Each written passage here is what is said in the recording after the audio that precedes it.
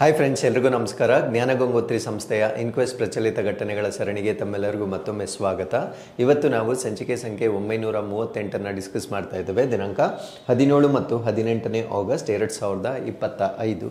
ಇವತ್ತಿನ ಅಪ್ಡೇಟ್ಸನ್ನು ತಿಳಿಯುವ ಮುನ್ನ ಕಳೆದ ಸಂಚಿಕೆ 2 ಪ್ರಶ್ನೆಗಳ ಉತ್ತರಗಳು, ಪ್ರಶ್ನೆ ಸಂಖ್ಯೆ 1ಕ್ಕೆ ಆಪ್ಷನ್ ಎ ಮತ್ತು ಪ್ರಶ್ನೆ ಸಂಖ್ಯೆ 2ಕ್ಕೆ ಆಪ್ಷನ್ ಸಿ ಸರಿ ಉತ್ತರವಾಗಿರುತ್ತೆ. ಹಾಗಿದ್ರೆ ಇವತ್ತಿನ ಮೊದಲನೇ ಪ್ರಶ್ನೆಗೆ ಬರೋಣ.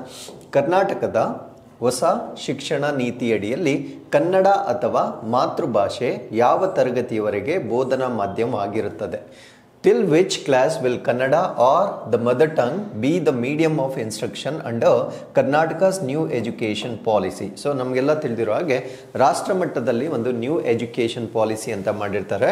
ಸೊ ಇದನ್ನು 2020ರಲ್ಲಿ ಮಾಡಿರ್ತಕ್ಕಂಥ ಒಂದು ಪಾಲಿಸಿ ಆಗಿರುತ್ತೆ. ಬಟ್ ಈ ಒಂದು ಪಾಲಿಸಿಯನ್ನು ಫಸ್ಟ್ ಅಡಾಪ್ಟ್ ಮಾಡ್ಕೊಂಡಿರ್ತಕ್ಕಂಥ ರಾಜ್ಯ ನಮ್ಮ ಕರ್ನಾಟಕವಾಗಿರುತ್ತೆ. ಅದನ್ನು ಮತ್ತೆ ಕ್ಯಾನ್ಸಲ್ ಮಾಡಿ ಈಗ ನಮ್ಮ ಕರ್ನಾಟಕದ ಸ್ವಂತ ಒಂದು ಶಿಕ್ಷಣ ನೀತಿಯನ್ನು ಪ್ರಾರಂಭ ಮಾಡ್ತಾ ಇದೆ. ಸೊ ಈ ಒಂದು ಶಿಕ್ಷಣ ನೀತಿಗೆ ಸಂಬಂಧಪಟ್ಟಂತೆ ಈಗ ರೆಕಮೆಂಡೇಶನ್ಸ್ ಅಥವಾ ಶಿಫಾರಸುಗಳು ಬಂದಿರುತ್ತೆ. ಸೊ ಈ ಒಂದು ರೆಕಮೆಂಡೇಶನ್ಸ್ನ ಪ್ರಕಾರ ಮಾತೃಭಾಷೆಯಲ್ಲಿ ಕನ್ನಡ ಅಥವಾ ಅವರ ಮಾತೃಭಾಷೆಯಲ್ಲಿ ಶಿಕ್ಷಣವನ್ನು ಕಡ್ಡಾಯವಾಗಿ ಎಷ್ಟನೇ ತರಗತಿವರೆಗೂ ಕಲಿಸಬೇಕಾಗುತ್ತೆ ಅನ್ನೋದು ಈ ಒಂದು ರೆಕಮೆಂಡೇಶನ್ ಆಗುತ್ತೆ ಅನ್ನೋದು ನಮ್ಮ ಪ್ರಶ್ನೆ ಆಗಿರುತ್ತೆ. ಸೊ ಈ ಪ್ರಶ್ನೆಗೆ ಸರಿಯಾದ ಉತ್ತರ ಕ್ಲಾಸ್ 5 ಅಥವಾ ತರಗತಿ 5 ಅಥವಾ 5ನೇ ತರಗತಿಯವರೆಗೆ ಕನ್ನಡ ಅಥವಾ ಅವರ ಮದರ್ ಟಂಗ್, ತುಳು ಆಗಿರ್ಬೋದು, ಕೊಂಕಣಿ ಆಗಿರ್ಬೋದು, ಈ ರೀತಿಯ ಯಾವುದು ಪ್ರಿಡಾಮಿನೆಂಟ್ ಲ್ಯಾಂಗ್ವೇಜ್ ಇರುತ್ತೆ ಸೊ ಆ ಒಂದು ಭಾಷೆಯಲ್ಲಿ ಶಿಕ್ಷಣವನ್ನ 5ನೇ ತರಗತಿಯವರೆಗೂ ಕಡ್ಡಾಯವಾಗಿ ಕೊಡಬೇಕಂತಕ್ಕಂಥದ್ದನ್ನ ಈ ಒಂದು ಕರ್ನಾಟಕ ಶಿಕ್ಷಣ ನೀತಿಯ ಅಡಿಯಲ್ಲಿ ರೆಕಮೆಂಡೇಶನ್ ಮಾಡಲಾಗಿರುತ್ತೆ. ಹಾಗಿದ್ರೆ ಈ ಒಂದು ಆರ್ಟಿಕಲ್ ಅಲ್ಲಿ ನಾವು ಕರ್ನಾಟಕದ ಈ ಒಂದು ಶಿಕ್ಷಣ ನೀತಿ ಏನಿದೆ ಮತ್ತೆ ಈ ಸೆಂಟ್ರಲ್ ಗವರ್ಮೆಂಟ್ ಮಾಡಿದ್ದಂತಹ ಒಂದು ನ್ಯೂ ಎಜುಕೇಶನ್ ಪಾಲಿಸಿ ಏನಿದೆ ಸೊ ಇವೆರಡರ ನಡುವೆ ಇರತಕ್ಕಂಥ ಡಿಫರೆನ್ಸಸ್ ಅನ್ನ ಕೂಡ ಅಧ್ಯಯನ ಮಾಡೋಣ. ಅದ್ರ ಜೊತೆಗೆ so new education policy of Karnataka ಏನಿದೆ ಅಂದ್ರೆ ನಮ್ಮ ಕರ್ನಾಟಕದ ರಾಜ್ಯ ನಿರ್ದಿಷ್ಟ ಶಿಕ್ಷಣ ನೀತಿ ಏನಿದೆ ಸೊ ಇದರ ಒಂದು ಶಿಫಾರಸುಗಳನ್ನ ಕೂಡ ನಾವಿಲ್ಲಿ ಕಂಪ್ಲೀಟ್ ಆಗಿ ಅರ್ಥ ಮಾಡ್ಕೊಳ್ಳೋಣ. ಸೊ ಕೆಲವೊಂದು ಶಿಫಾರಸುಗಳನ್ನ ನಾನು ಇಲ್ಲೇ ಎಕ್ಸ್ಪ್ಲೇನ್ ಮಾಡ್ತೇನೆ. ಸೊ ರೆಕಮೆಂಡೇಶನ್ಸ್ ಅನ್ನ ನಾವು ನೋಡೋದಾದ್ರೆ mandatory 2 year pre primary education attach to primary school, ಅಂದ್ರೆ ಪ್ರಾಥಮಿಕ ಶಿಕ್ಷಣಕ್ಕಿಂತ ಮುಂಚೆ ಪೂರ್ವ ಪ್ರಾಥಮಿಕ ಶಾಲೆಗಳಲ್ಲಿ ಕಡ್ಡಾಯವಾಗಿ 2 ವರ್ಷಗಳ ಪೂರ್ವ ಪ್ರಾಥಮಿಕ ಶಿಕ್ಷಣವನ್ನ ನೀಡಬೇಕಾಗಿರುತ್ತೆ.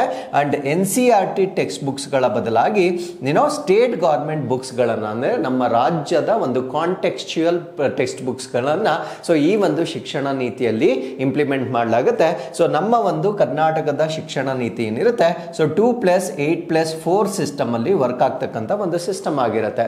ಸೊ ಅದರ ಜೊತೆಗೆ ಶಿಕ್ಷಣದ ಜೊತೆಗೆ vocational and life long learning ಅನ್ನ ಕೂಡ ಎನ್ಶೋರ್ ಮಾಡ್ತಾರೆ. ವೊಕೇಶನಲ್ ಅಂದ್ರೆ ಸೊ ಈ ಒಂದು ವೃತ್ತಿಪರ ತರಬೇತಿ ಆಗಿರ್ಬೋದು, ಜೀವನ ಪರ್ಯಂತ ಕಲಿತಕ್ಕಂಥದ್ದು. ಯಾಕಂದ್ರೆ ಕಲಿಯುವುದಕ್ಕೆ ಯಾವುದೇ ಒಂದು ವಯಸ್ಸಿನ ಒಂದು ನಿರ್ದಿಷ್ಟತೆ ಇರೋದಿಲ್ಲ.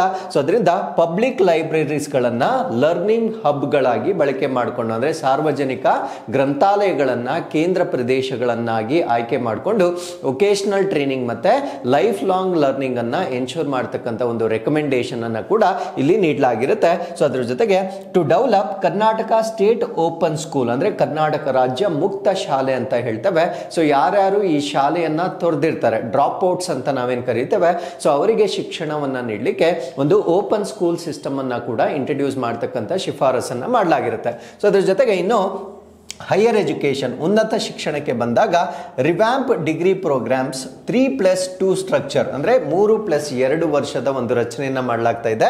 ಇದು ಯಾವುದಕ್ಕೆ ಅಂದ್ರೆ ಜನರಲ್ ಡಿಗ್ರೀಸ್, ಅಂದ್ರೆ ಸಾಮಾನ್ಯ ಡಿಗ್ರಿಗಳು ಬಂದಾಗ 3+2 ಸ್ಟ್ರಕ್ಚರ್ ಅನ್ನ ಮಾಡಲಾಗುತ್ತೆ. ಇನ್ನು ಪ್ರೊಫೆಷನಲ್ ಡಿಗ್ರೀಸ್ ಬಂದಾಗ, ವೃತ್ತಿಪರ ಒಂದು ಪದವಿಗಳು ಬಂದಾಗ 4+2 ಕಾಂಬಿನೇಷನ್ ಅಲ್ಲಿ ಈ ಒಂದು ತರಬೇತಿಯನ್ನ ನೀಡ್ತಕ್ಕಂಥದ್ದು ಅಥವಾ ಉನ್ನತ ಶಿಕ್ಷಣವನ್ನ ಕಂಡಕ್ಟ್ ಮಾಡ್ತಕ್ಕಂಥ ಒಂದು ಬದಲಾವಣೆಯನ್ನ ಮಾಡಲಾಗ್ತಾ ಇದೆ. ಸೊ ಅದರ ಜೊತೆಗೆ increase higher education share in education budget from 14% to 25 to 30%. ಅಂದ್ರೆ ಈ ಒಂದು ಉನ್ನತ ಶಿಕ್ಷಣಕ್ಕಾಗಿ ಇವಾಗ ಏನ್ ಬಜೆಟ್ ಇದೆ 14% ಅನ್ನ ಅದನ್ನ 25ರಿಂದ 30%ಗೆ ಏರಿಕೆ ಮಾಡತಕ್ಕಂಥ ಒಂದು ಶಿಫಾರಸನ್ನ ಕೂಡ ನೀಡಲಾಗಿರುತ್ತೆ. And provide multiple entry exit options with flexible credit limits, ಅಂದ್ರೆ ಇವಾಗ ನಮ್ಗೇನ್ ಕ್ರೆಡಿಟ್ಸ್ ಕೊಡ್ತಾರೆ, ನಾವು ಸ್ಕೋರ್ ಮಾಡ್ತಕ್ಕಂಥ ಅಂಕಗಳ ಮೇಲೆ ಆ ಒಂದು ಕ್ರೆಡಿಟ್ಸ್ ಅನ್ನ ಏನ್ ಕೊಡ್ತಾರೆ ಸೊ ಆ ಒಂದು ಕ್ರೆಡಿಟ್ಸ್ ಅನ್ನ ಈಗ ಈಗ 160ಕ್ಕೆ ಇನ್ಕ್ರೀಸ್ ಮಾಡಲಾಗಿರುತ್ತೆ. ಸೊ ಈ ಒಂದು ಕ್ರೆಡಿಟ್ ಸಿಸ್ಟಮ್ ಅನ್ನ ಕೂಡ ಅಪ್ಗ್ರೇಡ್ ಮಾಡಿರ್ತಕ್ಕಂಥದ್ದನ್ನ ಈ ಒಂದು ರೆಕಮೆಂಡೇಶನ್ಸ್ ಅಲ್ಲಿ ನಾವು ನೋಡಬಹುದಾಗಿರುತ್ತೆ. ಸೊ ಅದ್ರ ಜೊತೆಗೆ ನಮ್ಮ ಕಾನ್ಸ್ಟಿಟ್ಯೂಷನ್ ಸಂವಿಧಾನದ ಬಗ್ಗೆ ಕಲೀಲಿಕ್ಕೆ ಮತ್ತೆ ಎನ್ವೈರನ್ಮೆಂಟಲ್ ಸ್ಟಡೀಸ್ ಅನ್ನ ಮಾಡಲಿಕ್ಕೆ, ಅಂದ್ರೆ ನಮ್ಮ ಪರಿಸರ ಮತ್ತೆ ನಮ್ಮ ಸಂವಿಧಾನ ಇವೆರಡಕ್ಕೆ ಹೆಚ್ಚಿನ ಪ್ರಾಮುಖ್ಯತೆಯನ್ನ ಕೊಡುವ ಮುಖಾಂತರ ಸೊ ಕಂಪಲ್ಸರಿ ಕೋರ್ಸಸ್ ಅನ್ನ ಕೂಡ ಈ ಒಂದು ಕಾನ್ಸ್ಟಿಟ್ಯೂಷನ್ ಮತ್ತೆ ಎನ್ವೈರನ್ಮೆಂಟಲ್ ಲರ್ನಿಂಗ್ ಗೆ ಸಂಬಂಧಪಟ್ಟಂತೆ ಇಂಟ್ರೊಡ್ಯೂಸ್ ಮಾಡತಕ್ಕಂತ ಶಿಫಾರಸು ಕೂಡ ಮಾಡಲಾಗಿರುತ್ತೆ. ಸೊ ಅದ್ರ ಜೊತೆಗೆ mandatory pre service teachers training and to set up higher education teachers academy, ಅಂದ್ರೆ ನಮ್ಮ ಶಿಕ್ಷಕರಿಗೆ ತರಬೇತಿಯನ್ನ ನೀಡಲಿಕ್ಕೆ ಮತ್ತೆ ಈ ಹೈಯರ್ ಎಜುಕೇಶನ್ ಟೀಚರ್ಸ್ಗೆ ಒಂದು ಅಕಾಡೆಮಿನ ಕೂಡ ಸ್ಥಾಪನೆ ಮಾಡ್ತಕ್ಕಂಥ ಒಂದು ಪ್ರಯತ್ನವನ್ನ ಇಲ್ಲಿ ಮಾಡಲಾಗ್ತಾ ಇದೆ. ಬಿಕಾಸ್ ನಮ್ಮ ಟೀಚರ್ಸ್ ಅನ್ನ ನಾವು ಕಾಲ ಕಾಲಕ್ಕೆ ಅಪ್ಡೇಟ್ ಮಾಡಬೇಕಾಗಿರುತ್ತೆ. ಸೊ ಈ ಒಂದು ತರಬೇತಿಯನ್ನ ನೀಡ್ತಕ್ಕಂಥ ಒಂದು ವ್ಯವಸ್ಥೆಯನ್ನ ಕೂಡ ಈ ಒಂದು ನಮ್ಮ ಕರ್ನಾಟಕದ ನೂತನ ಶಿಕ್ಷಣ ನೀತಿಯಲ್ಲಿ ನಾವು ನೋಡಬಹುದಾಗಿರುತ್ತೆ. ಸೊ ಕರ್ನಾಟಕ ಇವಾಗ will be introducing state specific education policy, ಅಂದ್ರೆ ನಮ್ಮ ರಾಜ್ಯ ನಿರ್ದಿಷ್ಟವಾಗಿರ್ತಕ್ಕಂಥ ಶಿಕ್ಷಣ ನೀತಿಯನ್ನ ಇಂಟ್ರೊಡ್ಯೂಸ್ ಮಾಡತಕ್ಕಂಥ ಸಮಯ ಹತ್ತಿರ ಬಂದಿರುತ್ತೆ. ಸೊ ಈ ಒಂದು ಸಿಸ್ಟಮ್ ಅನ್ನು ನಾವು 2 ಲ್ಯಾಂಗ್ವೇಜ್ ಮಾಡೆಲ್ ಅಂತ ಕರೀತೇವೆ. So breaking away from the centrally framed national education policy 2020, ಅಂದ್ರೆ ನಾವು ಕೇಂದ್ರ ಸರ್ಕಾರದ ರಾಷ್ಟ್ರೀಯ ಶಿಕ್ಷಣ ನೀತಿ ಏನಿದೆ ಸೊ ಇದರಿಂದ ಹೊರಬಂದು ನಮ್ಮ ಕರ್ನಾಟಕ ರಾಜ್ಯದಲ್ಲಿ ದ್ವಿಭಾಷಾ ಮಾದರಿಗೆ ಒತ್ತು ನೀಡತಕ್ಕಂಥ ರಾಜ್ಯ ನಿರ್ದಿಷ್ಟ ಶಿಕ್ಷಣ ನೀತಿಯನ್ನ ಪರಿಚಯಿಸ್ತಕ್ಕಂಥ ಒಂದು ಪ್ರಯತ್ನವನ್ನ ನಮ್ಮ ಕರ್ನಾಟಕ ರಾಜ್ಯ ಮಾಡ್ತಾ ಇದೆ. ಸೊ ಇಲ್ಲಿ 2 ಲ್ಯಾಂಗ್ವೇಜ್ ಮಾಡೆಲ್ ಅನ್ನ ನಾವು ಬಳಕೆ ಮಾಡ್ತಾ ಇದ್ವಿ, ದ್ವಿಭಾಷಾ ಮಾದರಿಯನ್ನ ಬಳಕೆ ಮಾಡ್ತಾ ಇದ್ದೇವೆ. ಏನಿದು ದ್ವಿಭಾಷಾ ಅಂದ್ರೆ ಮೀಡಿಯಂ ಆಫ್ ಇನ್ಸ್ಟ್ರಕ್ಷನ್, ಅಂದ್ರೆ ನಾವು ಯಾವ ಭಾಷೆಯಲ್ಲಿ ಬೋಧನೆ ಮಾಡ್ತೇವೆ ಸೊ ಅದಕ್ಕೆ ನಾವು ದ್ವಿಭಾಷಾ ಮಾದರಿಯನ್ನ ಅಳವಡಿಕೆ ಮಾಡ್ಕೊಳ್ತಾ ಇದ್ದೇವೆ. ಸೊ ಇಲ್ಲಿ Kannada R the mother tongue, so Kannada ಭಾಷೆ ಆಗಿರ್ಬೋದು ಅಥವಾ ಆ ಒಂದು ಜಿಲ್ಲೆಯಲ್ಲಿರ್ತಕ್ಕಂಥ ಒಂದು ಮದರ್ ಟಂಗ್ ಅಥವಾ ಮಾತೃಭಾಷೆ ಆಗಿರ್ಬೋದು. ಸೊ ಈ ಒಂದು ಮಾತೃಭಾಷೆಯಲ್ಲಿ ಕ್ಲಾಸ್ 5 ವರ್ಗು ಅಂದ್ರೆ 5ನೇ ತರಗತಿವರೆಗೂ across all school boards including CBSE ಮತ್ತೆ ICSE, ಅಂದ್ರೆ ಎಲ್ಲಾ ಶಾಲಾ ಮಂಡಳಿಗಳಲ್ಲಿ 5ನೇ ತರಗತಿಯವರೆಗೆ ಕನ್ನಡ ಅಥವಾ ಮಾತೃಭಾಷೆಯಲ್ಲಿ CBSE ಆಗಿರ್ಬೋದು ಅಥವಾ ICSE ಆಗಿರ್ಬೋದು ಎಲ್ಲಾ ಶಾಲಾ ಮಂಡಳಿಗಳಲ್ಲಿ 5ನೇ ತರಗತಿವರೆಗೂ ಮಾತೃಭಾಷೆ ಅಥವಾ ಕನ್ನಡಕ್ಕೆ ಆದ್ಯತೆಯನ್ನ ಕೊಡ್ತಕ್ಕಂಥದ್ದು ಇದರ ಶಿಫಾರಸ್ ಆಗಿರುತ್ತೆ. ಸೊ ಲ್ಯಾಂಗ್ವೇಜಸ್ ಆಫರ್ಡ್, ಯಾವ ಯಾವ ಭಾಷೆಗಳನ್ನ ಇಲ್ಲಿ ಪರಿಗಣಿಸಲಾಗಿದೆ ಅಂತ ನಾವು ನೋಡೋದಾದ್ರೆ Kannada remains the central language. Obviously ಕರ್ನಾಟಕದಲ್ಲಿ ನಮ್ಮ ಕನ್ನಡವನ್ನ ನಾವು ಕೇಂದ್ರೀಕೃತ ಭಾಷೆಯನ್ನಾಗಿ ನಾವು ಬಳಸ್ಕೊಳ್ತಾ ಇದ್ದೇವೆ. But other regional languages will be supported based on district demographies, ಅಂದ್ರೆ ಆ ಒಂದು ಜಿಲ್ಲೆಯ ಜನಸಂಖ್ಯಾಶಾಸ್ತ್ರದ ಆಧಾರದ ಮೇಲೆ ಹೆಚ್ಚು ಭಾಷೆಯನ್ನ ಯಾವುದನ್ನ ಅವರು ಮಾತೃಭಾಷೆಯಾಗಿ ಬಳಕೆ ಮಾಡ್ತಾ ಇದ್ದಾರೆ ಆ ಎಲ್ಲ ಭಾಷೆಗಳಿಗೆ ಇಲ್ಲಿ ಆದ್ಯತೆಯನ್ನ ಕೊಡ್ತಕ್ಕಂಥ ಒಂದು ಪ್ರಾವಿಷನ್ ಅನ್ನ ನಾವು ನೋಡಬಹುದಾಗಿರುತ್ತೆ. So English will be taught alongside, ಅಂದ್ರೆ ನಮ್ಮ ಮಾತೃಭಾಷೆ ಮತ್ತೆ ಕನ್ನಡ ಇವೆರಡರ ಜೊತೆಗೆ ಇಂಗ್ಲಿಷ್ ಭಾಷೆಯನ್ನ ಕೂಡ ಪ್ಯಾರಲಲ್ ಆಗಿ ಕಲಿಸ್ತಕ್ಕಂಥ ಒಂದು ಪದ್ಧತಿ ಇದಾಗಿರುತ್ತೆ ವಿತೌಟ್ ಎನ್ಫೋರ್ಸಿಂಗ್ ಅ 3 ಲ್ಯಾಂಗ್ವೇಜ್ ಫಾರ್ಮುಲಾ. ಸೊ ಹಂಗನ್ಬಿಟ್ಟು ತ್ರಿಭಾಷಾ ಮಾದರಿಯನ್ನ ನಾವು ಅಳವಡಿಕೆ ಮಾಡ್ಕೊಳ್ತಾ ಇಲ್ಲ, ಬಟ್ ಪ್ಯಾರಲಲ್ಲಿ ನಾವು ಇಂಗ್ಲಿಷ್ ಭಾಷೆಯನ್ನ ಕಲಿಸ್ತಕ್ಕಂಥ ಒಂದು ಪ್ರಯತ್ನವನ್ನ ಕೂಡ ಈ ಒಂದು ಶಿಕ್ಷಣ ನೀತಿಯಲ್ಲಿ ನಾವು ನೋಡಬಹುದಾಗಿರುತ್ತೆ. ನಾವು ಲೆಟ್ ಅಸ್ ಡಿಫರೆನ್ಶಿಯೇಟ್ ನಮ್ಮ ಕರ್ನಾಟಕದ ನೀತಿ ಹೇಗಿತ್ತು.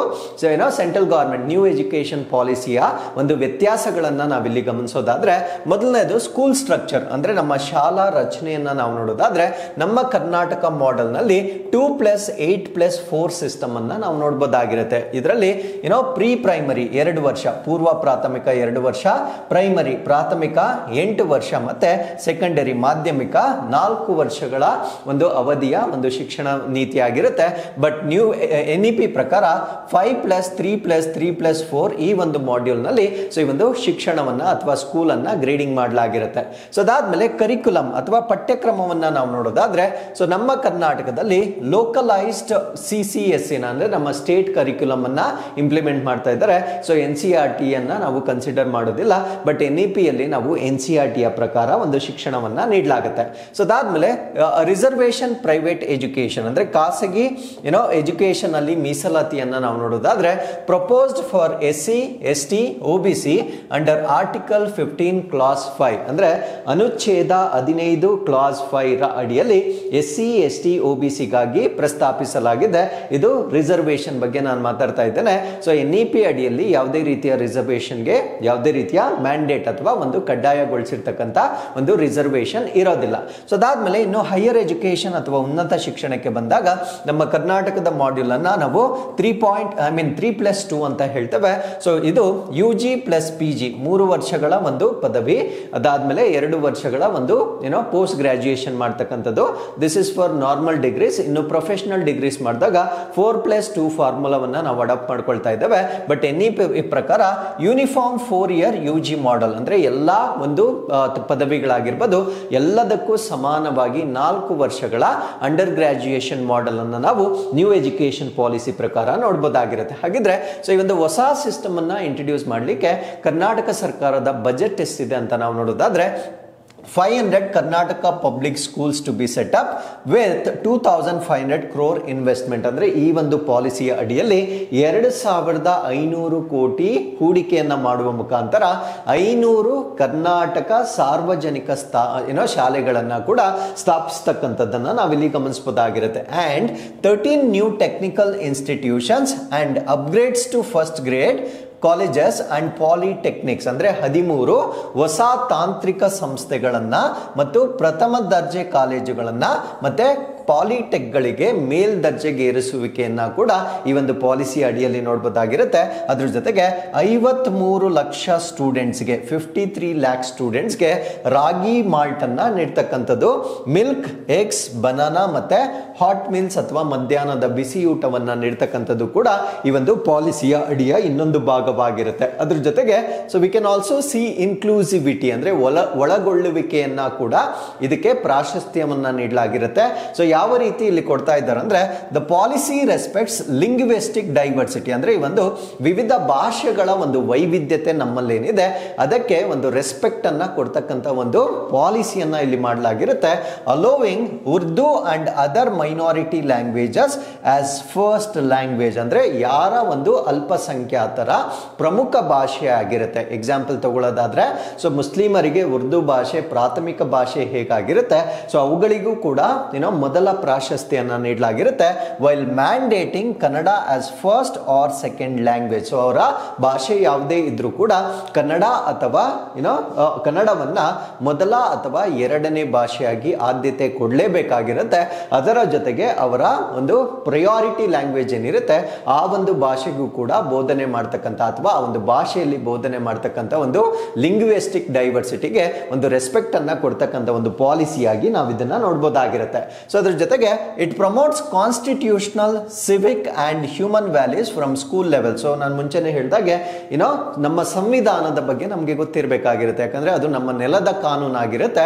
ಸೊ ಅದರಿಂದ ಶಾಲಾ ಹಂತದಿಂದನೇ ಮಕ್ಕಳಿಗೆ ಈ ಒಂದು ಸಂವಿಧಾನದ ಬಗ್ಗೆ ಕಲಿಸ್ತಕ್ಕಂಥ ಒಂದು ಪ್ರಾವಿಷನ್ ಅನ್ನ ಕೂಡ ಈ ಒಂದು ನೀತಿಯಲ್ಲಿ ನೋಡಬಹುದಾಗಿರುತ್ತೆ. So this is a very good move because every Indian must know our constitution ಅಥವಾ ಆ ಬೇಸಿಕ್ಸ್ ಆಫ್ ದಿ ಕಾನ್ಸ್ಟಿಟ್ಯೂಷನ್ ನಮ್ಮೆಲ್ಲರಿಗೂ ಗೊತ್ತಿರಬೇಕಾಗಿರುತ್ತೆ. ಸೊ ಇದೊಂದು ಉತ್ತಮವಾಗಿರ್ತಕ್ಕಂಥ ನಿರ್ಧಾರವಾಗಿರುತ್ತೆ. ಅದರ ಜೊತೆಗೆ Akka cafes run by self help groups and transgender communities reflect broader social empowerment goals. ಅಂದ್ರೆ ಈ ಸ್ವಸಹಾಯ ಗುಂಪುಗಳು ಮತ್ತೆ ಟ್ರಾನ್ಸ್ಜೆಂಡರ್ ಅಥವಾ ತೃತೀಯ ಲಿಂಗಿಗಳ ಸಮುದಾಯ ನಡೆಸ್ತಕ್ಕಂಥ ಈ ಒಂದು ಅಕ್ಕಾ ಕೆಫೆಗಳೇನಿರುತ್ತೆ ವಿಶಾಲವಾದ ಸಾಮಾಜಿಕ ಸಬಲೀಕರಣ ಗುರಿಯನ್ನ ಕೂಡ ಸೊ ನಾವು ಇಲ್ಲಿ ಪ್ರತಿಬಿಂಬಿಸ್ತಕ್ಕಂಥದ್ದನ್ನ ನಾವು ನೋಡಬಹುದಾಗಿರುತ್ತೆ. ಅಕ್ಕಾ ಕೆಫೆಸ್ ಅಂತಕ್ಕಂಥದ್ದು ಈ ವರ್ಷದ ಬಜೆಟ್ ನಲ್ಲಿ ಅನೌನ್ಸ್ ಮಾಡಿರ್ತಕ್ಕಂಥದ್ದು. ಇದು ಸ್ವಸಹಾಯ ಗುಂಪುಗಳು ನಡೆಸ್ತಕ್ಕಂಥದ್ದು ಅಥವಾ ತೃತೀಯ ಲಿಂಗಿಗಳು ನಡೆಸ್ತಕ್ಕಂಥ ಒಂದು ಕೆಫೆಗಳಾಗಿ ನಾವು ಇದನ್ನ ಕನ್ಸಿಡರ್ ಮಾಡಬಹುದಾಗಿರುತ್ತೆ. So with this let's get into question number 2. Mission Sudarshana ಚಕ್ರವು ಯಾವ ಪೌರಾಣಿಕ ಆಯುಧದಿಂದ ಪ್ರೇರಿತವಾಗಿದೆ? Mission Sudarshan Chakra is inspired by which mythological weapon? So ಈ ಪ್ರಶ್ನೆಗೆ ಸರಿಯಾದ ಉತ್ತರ ಶ್ರೀಕೃಷ್ಣನ ಸುದರ್ಶನ ಚಕ್ರ ಅಥವಾ ಲಾರ್ಡ್ ಕೃಷ್ಣ ಸುದರ್ಶನ ಚಕ್ರದ ಆಧಾರದ ಮೇಲೆ ನಮ್ಮ ಭಾರತ ದೇಶದಲ್ಲಿ ಈಗ ಮಿಷನ್ ಸುದರ್ಶನ ಚಕ್ರವನ್ನ ಈ ವರ್ಷದ ಇಂಡಿಪೆಂಡೆನ್ಸ್ ಸ್ಪೀಚ್ ಅಲ್ಲಿ ಪ್ರಧಾನ ಮಂತ್ರಿಗಳು ಎಕ್ಸ್ಪ್ರೆಸ್ ಮಾಡಿರ್ತಾರೆ. ಏನಿದು ಸುದರ್ಶನ ಚಕ್ರ ಅನ್ನೋದ್ರ ಬಗ್ಗೆ ನಾವು ಕಂಪ್ಲೀಟ್ ಆಗಿ ಡಿಸ್ಕಸ್ ಮಾಡೋಣ. ಸುದರ್ಶನ್ ಚಕ್ರ ಅಂತಕ್ಕಂಥದ್ದು ನಮ್ಮ ಭಾರತ ದೇಶಕ್ಕೆ ಏರ್ ಡಿಫೆನ್ಸ್ ಅಂದ್ರೆ ವಾಯು ಸಂರಕ್ಷಣೆ ನೀಡ್ತಕ್ಕಂಥ ಒಂದು ವ್ಯವಸ್ಥೆ ಆಗಿರುತ್ತೆ. ವೈಮಾನಿಕ ದಾಳಿಗಳೇನಿರುತ್ತೆ ಅದರ ವಿರುದ್ಧವಾಗಿ ಪ್ರೊಟೆಕ್ಟ್ ಮಾಡ್ತಕ್ಕಂಥ ಒಂದು ವ್ಯವಸ್ಥೆಯನ್ನು ನಾವು ಸುದರ್ಶನ ಚಕ್ರ ಅಂತ ಹೇಳ್ತೇವೆ. ಸೊ ಇದರ ಬಗ್ಗೆ ನಾವು ಕಂಪ್ಲೀಟ್ ಆಗಿ ಡಿಸ್ಕಸ್ ಮಾಡೋಣ. ಸೊ ಇದನ್ನ ನಾವೇನಂತ ಕರಿತೀವಿ ಅಂದ್ರೆ ಮಿಷನ್ ಸುದರ್ಶನ್ ಚಕ್ರ ಅಂತ ಹೇಳ್ತೇವೆ. To build multi layered indigenous aerial defence shield across India by 2035 ಅಂದ್ರೆ 2035 ವೇಳೆಗೆ ಭಾರತದಾದ್ಯಂತ ಬಹುಪದರದ ಅಂದ್ರೆ ಮಲ್ಟಿ ಲೇಯರ್ಡ್ ಡಿಫೆನ್ಸ್ ಸಿಸ್ಟಮ್ ಇರಬೇಕಾಗಿರುತ್ತೆ. ಸ್ಥಳೀಯವಾಗಿ ಇದನ್ನ ಡೆವಲಪ್ ಮಾಡ್ತಾ ಇದ್ದಾರೆ. ನಮ್ಮ ಒಂದು ವೈಮಾನಿಕ ರಕ್ಷಣಾ ವ್ಯವಸ್ಥೆಯನ್ನ ನಿರ್ಮಾಣ ಮಾಡ್ತಕ್ಕಂಥ ಒಂದು ಮಿಷನ್ ಅನ್ನು ನಾವು ಮಿಷನ್ ಸುದರ್ಶನ ಚಕ್ರ ಅಂತ ಹೇಳ್ತೇವೆ. ಟಾರ್ಗೆಟ್ ಇಯರ್ ಅನ್ನ ನೆನ್ಪಿಟ್ಕೊಳ್ಳಿ 2035 ಅಷ್ಟೊತ್ತಿಗೆ. ಸೊ ಈ ಒಂದು multi layered air defence system ಅನ್ನ ಡೆವಲಪ್ ಮಾಡ್ತಕ್ಕಂಥದ್ದು ಇದರ ಗುರಿಯಾಗಿರುತ್ತೆ. ಸೊ ಈ ಒಂದು ಪದವನ್ನ ಅಥವಾ ಈ ಒಂದು ಟೈಟಲ್ ಅನ್ನ ನಾವು ಲಾರ್ಡ್ ಕೃಷ್ಣಾಸ್ ಮಿಥಿಕಲ್ ವೆಪನ್ ಆಗಿರ್ತಕ್ಕಂಥ ಈ ಸುದರ್ಶನ ಚಕ್ರದಿಂದ ಇನ್ಸ್ಪೈರ್ ಆಗಿ ಈ ಒಂದು ಟೈಟಲ್ ಅನ್ನ ನಾವು ನಮ್ಮ ಮಿಥಿಕಲ್ ಇಂದ ಅಥವಾ ನಮ್ಮ ಪೌರಾಣಿಕ ಕಥೆಗಳಿಂದ ತೆಗೆದುಕೊಂಡಿರ್ತಕ್ಕಂಥದ್ದು. ಸೊ ಇದು ಇಸ್ರೇಲ್ಸ್ ಐರನ್ ಡೋಮ್ ಮತ್ತೆ ರಷ್ಯಾಸ್ S-400 ಏನಿದೆ, ಸೊ ಅದಕ್ಕೆ ಅದರಂತೆಯೇ ನಮ್ಮ ಭಾರತ ದೇಶದಲ್ಲಿ ಸ್ಥಳೀಯವಾಗಿ ಡೆವಲಪ್ ಆಗ್ತಾ ಇರ್ತಕ್ಕಂಥ ಒಂದು ಏರಿಯಲ್ ಡಿಫೆನ್ಸ್ ಸಿಸ್ಟಮ್ ಆಗಿರುತ್ತೆ. ಹಾಗಿದ್ರೆ ಇದರಲ್ಲಿರ್ತಕ್ಕಂಥ ಪ್ರಮುಖ ಲಕ್ಷಣಗಳೇನು, ಕೀ ಫೀಚರ್ಸ್ ಏನು ಅಂತ ನಾವಿಲ್ಲಿ ಡಿಸ್ಕಸ್ ಮಾಡೋದಾದ್ರೆ, ಸೊ ಇದರಲ್ಲಿ ಸ್ಯಾಟಲೈಟ್ ಗಳನ್ನ ನಾವು ನೋಡಬಹುದು. ಅಂದ್ರೆ ಉಪಗ್ರಹಗಳನ್ನ ಇಲ್ಲಿ ಬಳಕೆ ಮಾಡ್ತಾ ಇದ್ದಾರೆ. ಅನ್ಮ್ಯಾನ್ಡ್ ಏರಿಯಲ್ ವೆಹಿಕಲ್ಸ್ ಅಂದ್ರೆ ಮಾನವ ರಹಿತ ವೈಮಾನಿಕ ವಾಹನಗಳನ್ನ ಇಲ್ಲಿ ಬಳಕೆ ಮಾಡ್ತಾರೆ. AWACS ಅಂದ್ರೆ airborne warning and control system ಅನ್ನ ಬಳಕೆ ಮಾಡ್ತಾ ಇದ್ದಾರೆ.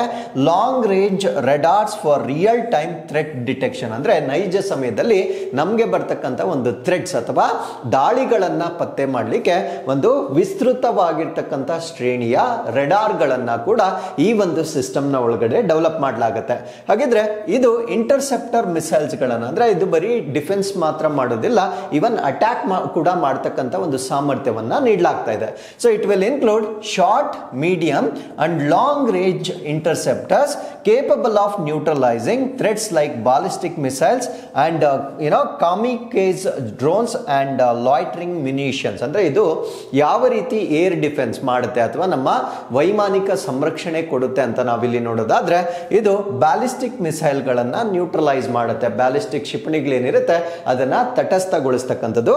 ಕಾಮಿಕೇಜ್ ಡ್ರೋನ್ಸ್ ಅಂತ ಕರಿತೇವೆ. ಕಾಮಿಕೇಜ್ ಡ್ರೋನ್ಸ್ ಅಂದ್ರೆ ಅದನ್ನ ನಾವು ಸೂಸೈಡ್ ಡ್ರೋನ್ಸ್ ಅಂತ ಕೂಡ ಹೇಳ್ಬೋದಾಗಿರುತ್ತೆ. ಸೊ ಅದು ಇಂಪ್ಯಾಕ್ಟ್ ಆಗಿದ ಕೂಡಲೇ ಅದು ಬ್ಲಾಸ್ಟ್ ಆಗಿ ಡೆಸ್ಟ್ರಾಯ್ ಆಗುತ್ತೆ. ಆ ರೀತಿಯ ಡ್ರೋನ್ ಗಳನ್ನ ಕೂಡ ಪತ್ತೆ ಮಾಡಿ ಅದನ್ನ ಡೆಸ್ಟ್ರಾಯ್ ಮಾಡ್ತಕ್ಕಂಥದ್ದು.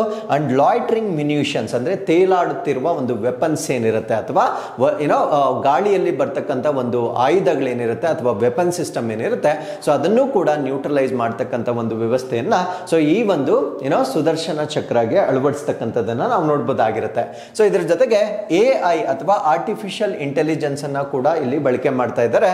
ಆರ್ಟಿಫಿಷಿಯಲ್ ಇಂಟೆಲಿಜೆನ್ಸ್ ಇಂದ we can track, assess and respond to threats with precision ಅಂದ್ರೆ ನಿಖರವಾಗಿ ಬರ್ತಾ ಇರ್ತಕ್ಕಂಥ ವೈಮಾನಿಕ ದಾಳಿಗಳನ್ನ ಟಾರ್ಗೆಟ್ ಮಾಡಲಿಕ್ಕೆ ನಾವು ಕೃತಕ ಬುದ್ಧಿಮತ್ತೆಯನ್ನ ಕೂಡ ಬಳಕೆ ಮಾಡ್ಕೊಳ್ತಾ ಇದ್ದೇವೆ. ಸೊ ಅದ್ರ ಜೊತೆಗೆ it is not just defensive. So ನಾನು ಮುಂಚೆನೆ ಹೇಳಿದಾಗೆ ಇದು ಕೇವಲ ರಕ್ಷಣಾತ್ಮಕ ಮಾತ್ರವಾಗಿರೋದಿಲ್ಲ, ಅದ್ರ ಜೊತೆಗೆ ನಾವು ರಿಟ್ಯಾಲಿಯೇಟ್ ಕೂಡ ಮಾಡಬಹುದಾಗಿರುತ್ತೆ. ಅಂದ್ರೆ ಪ್ರತಿ ದಾಳಿ ಕೂಡ ಮಾಡಬಹುದಾಗಿರುತ್ತೆ. ಇಟ್ಸ್ ನಾಟ್ ದಟ್ ಯಾರೋ ಒಂದು ವೈಮಾನಿಕವಾಗಿ ನಮ್ಮನ್ನ ದಾಳಿ ಮಾಡಿದರೆ ಅದನ್ನ ನ್ಯೂಟ್ರಲೈಸ್ ಮಾಡಿ ಸುಮ್ಮನೆ ಆಗೋದಂತಲ್ಲ, ನಾವು ಪ್ರತಿ ದಾಳಿಯನ್ನ ಕೂಡ ಮಾಡಬಹುದಾಗಿರುತ್ತೆ. ಸೊ ಅದ್ರ ಜೊತೆಗೆ ಸೊ ನಾವು ಕೆಲವೊಂದು ಮಿಸೈಲ್ ಗಳನ್ನ ಇದ್ರ ಜೊತೆ ಇಂಟಿಗ್ರೇಟ್ ಮಾಡ್ತಾ ಇದ್ದೇವೆ. ಯಾವ ಮಿಸೈಲ್ ಗಳನ್ನ ನಾವು ಇಂಟಿಗ್ರೇಟ್ ಮಾಡ್ತಾ ಇದೀವಿ ಅಂದ್ರೆ ಪ್ರಲಯ್ ಮತ್ತೆ ನಿರ್ಭಯ್ ಮಿಸೈಲ್ ಗಳನ್ನ ಕೂಡ ಇದರೊಳಗಡೆ ಇಂಟಿಗ್ರೇಟ್ ಮಾಡುವ ಮುಖಾಂತರ ಏರ್ ಡಿಫೆನ್ಸ್ ನ ಜೊತೆಗೆ ಪ್ರತಿ ದಾಳಿಯನ್ನ ಮಾಡ್ತಕ್ಕಂಥ ಒಂದು ಕೆಪಾಸಿಟಿಯನ್ನ ಸೊ ಈ ಒಂದು ವೆಪನ್ ಸಿಸ್ಟಮ್ಗೆ ನೀಡಲಾಗ್ತಾ ಇದೆ. ಅದ್ರ ಜೊತೆಗೆ ಸೈಬರ್ ಡಿಫೆನ್ಸ್ ಲೇಯರ್ ಅನ್ನ ಇದರಲ್ಲಿ ಇನ್ಕ್ಲೂಡ್ ಮಾಡ್ತಾ ಇದ್ದಾರೆ. ಯಾಕಂದ್ರೆ ಸೊ ಇಲ್ಲಿ ನಾವು ಆರ್ಟಿಫಿಷಿಯಲ್ ಇಂಟೆಲಿಜೆನ್ಸ್ ಟೆಕ್ನಾಲಜಿ ಎಲ್ಲವನ್ನ ಬಳಕೆ ಮಾಡೋದ್ರಿಂದ ಸೊ ಹ್ಯಾಕ್ ಮಾಡ್ತಕ್ಕಂಥ ಒಂದು ಸಾಧ್ಯತೆ ಇರುತ್ತೆ. ಯಾರಾದ್ರೂ ಅದನ್ನ ಸೈಬರ್ ದಾಳಿಯನ್ನ ತಡಿಲಿಕ್ಕೆ ಸೊ ಇಲ್ಲಿ ಒಂದು ಡಿಫೆನ್ಸ್ ಸಿಸ್ಟಮ್ ಅಂದ್ರೆ ಸೈಬರ್ ಅಟ್ಯಾಕ್ ಆಗದೆ ಇರೋ ಹಾಗೆ ಒಂದು ಟೆಕ್ನಾಲಜಿಯನ್ನ ಕೂಡ ಇದರಲ್ಲಿ ಡೆವಲಪ್ ಮಾಡಲಾಗ್ತಾ ಇದೆ. ಸೊ ಇಲ್ಲಿ ಅಲೈನ್ಸ್ ವಿತ್ ಆತ್ಮನಿರ್ಭರ್ ಭಾರತ್. ಕಾರಣ ಏನು ಅಂದ್ರೆ ಇದನ್ನ ನಾವು ಸ್ವದೇಶೀಯವಾಗಿ ನಿರ್ಮಾಣ ಮಾಡ್ತಾ ಇರುವ ಕಾರಣದಿಂದ ಇದು ನಮ್ಮ ಭಾರತ ದೇಶದ ಆತ್ಮನಿರ್ಭರ್ ಭಾರತದ ಗುರಿ ಏನಿದೆ ಸೊ ಅದರೊಂದಿಗೆ ಹೊಂದಿಕೆ ಆಗ್ತಕ್ಕಂಥ ಒಂದು ಡಿಫೆನ್ಸ್ ಸಿಸ್ಟಮ್ ಆಗಿರುತ್ತೆ. ಸೊ ರಿಸರ್ಚ್ ಅಂಡ್ ಡೆವಲಪ್ಮೆಂಟ್ ಆಗಿರ್ಬೋದು, ಮ್ಯಾನುಫ್ಯಾಕ್ಚರಿಂಗ್ ಆಗಿರ್ಬೋದು, ಇದೆಲ್ಲ ಕೂಡ ನಮ್ಮ ಸ್ಥಳೀಯ ಸಂಸ್ಥೆಗಳು DRDO, ಆರ್ಮ್ಡ್ ಫೋರ್ಸಸ್ ಮತ್ತೆ ಪ್ರೈವೇಟ್ ಇನೋವೇಟರ್ಸ್ ಯಾರ್ಯಾರು ಇರ್ತಾರೆ ಅಂದ್ರೆ ಸ್ಥಳೀಯವಾಗಿರ್ತಕ್ಕಂಥ ಎಲ್ಲ ಸಂಸ್ಥೆಗಳು ರಿಸರ್ಚ್ ಅಂಡ್ ಡೆವಲಪ್ಮೆಂಟ್ ಇಂದ ಪ್ರಾರಂಭವಾಗಿ ಅದರ ಕಂಪ್ಲೀಟ್ ವಿನ್ಯಾಸ ಮತ್ತೆ ಮ್ಯಾನುಫ್ಯಾಕ್ಚರಿಂಗ್ ಅಥವಾ ಅದನ್ನ ಉತ್ಪಾದನೆ ಮಾಡ್ತಕ್ಕಂಥ ಎಲ್ಲ ವ್ಯವಸ್ಥೆಗಳೇನಿರುತ್ತೆ ಸೊ ಅದು ನಮ್ಮ ಭಾರತ ದೇಶದ ಸ್ಥಳೀಯ ಕಂಪನಿಗಳಿಂದ ಮಾಡ್ತಕ್ಕಂಥ ಮಾಡ್ತಕ್ಕಂಥದ್ದು ಇದರ ಉದ್ದೇಶವಾಗಿರುತ್ತೆ. ಅದ್ರ ಜೊತೆಗೆ it will build on existing systems like Akash Tir, IACCS ಅಂದ್ರೆ integrated air command and control system and integrated future tech like Israel based interceptor. ಅಂದ್ರೆ ಇವೆಲ್ಲ ಸಿಸ್ಟಮ್ಸ್ ಏನಿದಾವೆ, ಆಕಾಶ್ ತೀರ್, IACCS ಏನಿದೆ, ಅಸ್ತಿತ್ವದಲ್ಲಿರ್ತಕ್ಕಂಥ ಏನೇನು ವ್ಯವಸ್ಥೆಗಳಿದ್ದಾವೆ ಈ ಒಂದು ವ್ಯವಸ್ಥೆಗಳ ಆಧಾರದ ಮೇಲೆ ಈ ಒಂದು ಸುದರ್ಶನ್ ಚಕ್ರವನ್ನ ಡೆವಲಪ್ ಮಾಡ್ತಕ್ಕಂಥ ಗುರಿಯನ್ನ ನಮ್ಮ ಭಾರತ ದೇಶ ಹೊಂದಿದೆ. ಸೊ 2035 ವೇಳೆಗೆ ಸೊ ಈ ಒಂದು ವೆಪನ್ ಸಿಸ್ಟಮ್ ಅನ್ನ ಕಂಪ್ಲೀಟ್ ಮಾಡ್ತಕ್ಕಂಥ ಒಂದು ಸಾಧ್ಯತೆ ಇರುತ್ತೆ. So with this let's get into question number 3. Pasang Wangchuk Sona ISRO ಬಾಹ್ಯಾಕಾಶ ಪ್ರಯೋಗಾಲಯವನ್ನು ಎಲ್ಲಿ ಉದ್ಘಾಟಿಸಲಾಯಿತು? Where was the Pasang Wangchuk Sona ISRO space laboratory inaugurated? So ಈ ಪ್ರಶ್ನೆಗೆ ಸರಿಯಾದ ಉತ್ತರ ಮೆಚುಕಾ ಸರ್ಕಾರಿ ಹೈಯರ್ ಸೆಕೆಂಡರಿ ಶಾಲೆಯಲ್ಲಿ ಅಥವಾ ಮೆಚುಕಾ ಗವರ್ಮೆಂಟ್ ಹೈಯರ್ ಸೆಕೆಂಡರಿ ಸ್ಕೂಲ್ನಲ್ಲಿ ಸೊ ಈ ಒಂದು ಸ್ಪೇಸ್ ಲ್ಯಾಬೊರೇಟರಿ ಅಂದ್ರೆ ನಮ್ಮ ಬಾಹ್ಯಾಕಾಶಕ್ಕೆ ಸಂಬಂಧಪಟ್ಟಂತೆ ಒಂದು ಪ್ರಯೋಗಾಲಯವನ್ನ ಸ್ಥಾಪನೆ ಮಾಡಿದ್ದಾರೆ. ಏನಕ್ಕೆ ಇಲ್ಲಿ ಸ್ಥಾಪನೆ ಮಾಡಿದ್ದಾರೆ, ಇದರ ಸ್ಟ್ರಾಟಜಿ ಏನು ಅಥವಾ ವಾಟ್ ಇಸ್ ದ ಸಿಗ್ನಿಫಿಕೆನ್ಸ್, ಪ್ರಾಮುಖ್ಯತೆ ಏನು, ಎಲ್ಲವನ್ನ ಕೂಡ ಈ ಒಂದು ಆರ್ಟಿಕಲ್ ಅಲ್ಲಿ ನಾವು ಡಿಸ್ಕಸ್ ಮಾಡೋಣ. So ISRO space laboratory inaugurated in remote Arunachal Pradesh Mechuka. So Arunachal ಪ್ರದೇಶದ ಮೆಚುಕಾದಲ್ಲಿ ಒಂದು ಸ್ಪೇಸ್ ಲ್ಯಾಬೊರೇಟರಿ ಅಥವಾ ಬಾಹ್ಯಾಕಾಶದ ಪ್ರಯೋಗಾಲಯವನ್ನ ಈಗ ಉದ್ಘಾಟನೆ ಮಾಡಲಾಗಿರುತ್ತೆ. ಸೊ ಈ ಒಂದು ಉದ್ಘಾಟನೆಯನ್ನ ನಾವು ಅಥವಾ ಈ ಒಂದು ಲ್ಯಾಬೊರೇಟರಿಯನ್ನ ನಾವೇನಂತ ಕರಿತೀವಿ ಅಂದ್ರೆ Pasang Wangchuk Sona ISRO space laboratory ಅಂತ ಹೇಳ್ತೇವೆ. ಇದನ್ನ ಮೆಚುಕಾ ಗವರ್ಮೆಂಟ್ ಹೈಯರ್ ಸೆಕೆಂಡರಿ ಸ್ಕೂಲ್ ನಲ್ಲಿ ಅರುಣಾಚಲ್ ಪ್ರದೇಶದ ಶಿಯೋಮಿ ಡಿಸ್ಟ್ರಿಕ್ಟ್ ನಲ್ಲಿ ಶಿಯೋಮಿ ಜಿಲ್ಲೆಯಲ್ಲಿ ಉದ್ಘಾಟನೆ ಮಾಡಿರ್ತಕ್ಕಂಥ ಒಂದು ಸ್ಪೇಸ್ ಲ್ಯಾಬೊರೇಟರಿ ಆಗಿರುತ್ತೆ.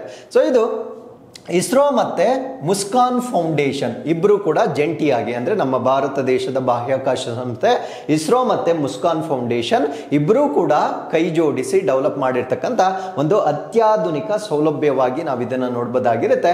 ಏನಕ್ಕೋಸ್ಕರ ಇದನ್ನ ಮಾಡಿದ್ದಾರೆ, ಯಾಕೆ ಆ ಒಂದು ಶಾಲೆಯಲ್ಲಿ ಇದನ್ನ ಓಪನ್ ಮಾಡಿದ್ದಾರೆ ಅಂದ್ರೆ to offer hands on experience in space science and technology. ಅಂದ್ರೆ ನಮ್ಮ ವಿದ್ಯಾರ್ಥಿಗಳಿಗೆ ಈ ಬಾಹ್ಯಾಕಾಶ ವಿಜ್ಞಾನ ಮತ್ತು ತಂತ್ರಜ್ಞಾನಕ್ಕೆ ಸಂಬಂಧಪಟ್ಟಂತೆ ನೇರ ಅನುಭವವನ್ನ ನೀಡ್ತಕ್ಕಂಥದ್ದು ಇದರ ಉದ್ದೇಶವಾಗಿರುತ್ತೆ. ಅದರ ಜೊತೆಗೆ it is design to foster curiosity, innovation and scientific thinking among students. ಅಂದ್ರೆ ನಮ್ಮ ವಿದ್ಯಾರ್ಥಿಗಳಲ್ಲಿ ಕುತೂಹಲ, ನಾವೀನ್ಯತೆ ಮತ್ತೆ ವೈಜ್ಞಾನಿಕ ಚಿಂತನೆಯನ್ನ ಹೆಚ್ಚು ಮಾಡುವ ಉದ್ದೇಶದಿಂದ ಶಾಲೆಯಲ್ಲಿ ಈ ಒಂದು ಲ್ಯಾಬ್ ಅನ್ನ ಇನಾಗ್ರೇಟ್ ಮಾಡಲಾಗಿರುತ್ತೆ. ಸೊ ಇದಕ್ಕೆ ಏನಕ್ಕೆ ಈ ಒಂದು ಹೆಸರನ್ನ ಇಟ್ಟಿದ್ದಾರೆ ಅಂತ ನಾವು ನೋಡೋದಾದ್ರೆ it is named after ministers late father Pasang Wangchuk Sona, honoring his belief in transformative power of education. ಅಂದ್ರೆ ಈ ಶಿಕ್ಷಣವನ್ನ ಪರಿವರ್ತನೆ ಮಾಡ್ತಕ್ಕಂಥ ಒಂದು ಶಕ್ತಿ ಏನಿದೆ ಆ ಒಂದು ಶಕ್ತಿಯಲ್ಲಿ ನಂಬಿಕೆಯನ್ನ ಇಟ್ಟು ಅದನ್ನ ಗೌರವಿಸ್ತಾ ಇದ್ದಂತಹ ಸಚಿವರ ದಿವಂಗತ ತಂದೆ ಆಗಿರ್ತಕ್ಕಂಥ ಪಸಾಂಗ್ ವಾಂಗ್ಚುಕ್ ಸೋನಾ ಅವರ ಹೆಸರನ್ನ ಇಡಲಾಗಿರುತ್ತೆ. ಸೊ ಪಸಾಂಗ್ ವಾಂಗ್ಚುಕ್ ಸೋನಾ ಅವರು ಒಂದು ವಿಷನರಿ ಆಗಿರ್ತಾರೆ, ಅಂದ್ರೆ ಒಂದು ಎಜುಕೇಶನ್ ಅನ್ನ ಬೇರೆ ಒಂದು ದೃಷ್ಟಿಕೋನದಲ್ಲಿ ನೋಡಿರ್ತಕ್ಕಂಥ ವ್ಯಕ್ತಿ ಆಗಿರುವುದರಿಂದ ಸೊ ಅವರ ಒಂದು ಹೆಸರನ್ನ ಇದಕ್ಕೆ ನಾಮಕರಣ ಮಾಡಲಾಗಿರುತ್ತೆ. ಹಾಗಿದ್ರೆ ವಾಟ್ ಈಸ್ ದಿ ಸ್ಟ್ರಾಟಜಿ ಅಂದ್ರೆ ಕಾರ್ಯತಂತ್ರ ಮತ್ತು ಕಲ್ಚರಲ್ ಸಿಗ್ನಿಫಿಕೆನ್ಸ್ ಏನು, ಸಾಂಸ್ಕೃತಿಕ ಮಹತ್ವವೇನು ಅಂತ ನಾವು ನೋಡೋದಾದ್ರೆ Mechuka lies near the Indo China border. So Mechuka ಅಂತಕ್ಕಂಥದ್ದು ಭಾರತ ಮತ್ತು ಚೀನಾ ಗಡಿಯ ಬಳಿಯಲ್ಲಿರ್ತಕ್ಕಂಥ ಒಂದು ಪ್ರದೇಶವಾಗಿರುತ್ತೆ. Also subtle assertion of scientific sovereignty in frontier region. ಅಂದ್ರೆ ಈ ಅರುಣಾಚಲ್ ಪ್ರದೇಶ ಅಂತಕ್ಕಂಥದ್ದು ಇತ್ತೀಚೆಗೆ ನಾವು ಸುದ್ದಿಗಳಲ್ಲಿ ಬಹಳ ನೋಡಿರ್ತೀವಿ. ಸೊ ಚೈನಾ ಅದನ್ನ ಕ್ಲೇಮ್ ಮಾಡ್ತಕ್ಕಂಥ ಪ್ರಯತ್ನವನ್ನ ಮಾಡ್ತಾ ಇದೆ. ಅದು ನಮ್ಮ ಭಾಗ ಎಂದು ಹೇಳ್ತಕ್ಕಂಥ ತಮ್ಮ ನಕ್ಷೆಗಳನ್ನ ತಮ್ಮ ರಾಷ್ಟ್ರದಲ್ಲಿ ಬಿಡುಗಡೆ ಕೂಡ ಮಾಡಿರುತ್ತೆ. ಸೊ ಅದರಿಂದ ಆ ಒಂದು ಪ್ರದೇಶ ನಮ್ಮದು ಎಂದು ತೋರಿಸ್ತಕ್ಕಂಥ ಸಾವೆರ್ನಿಟಿ ಅಥವಾ ಸಾರ್ವಭೌಮತ್ವವನ್ನು ತೋರಿಸುವ ಸಲುವಾಗಿ ಅದೇ ಪ್ರದೇಶದಲ್ಲಿ ಈ ಒಂದು ಬಾಹ್ಯಾಕಾಶ ಲ್ಯಾಬೊರೇಟರಿಯನ್ನ ಸ್ಥಾಪನೆ ಮಾಡಲಾಗಿರುತ್ತೆ.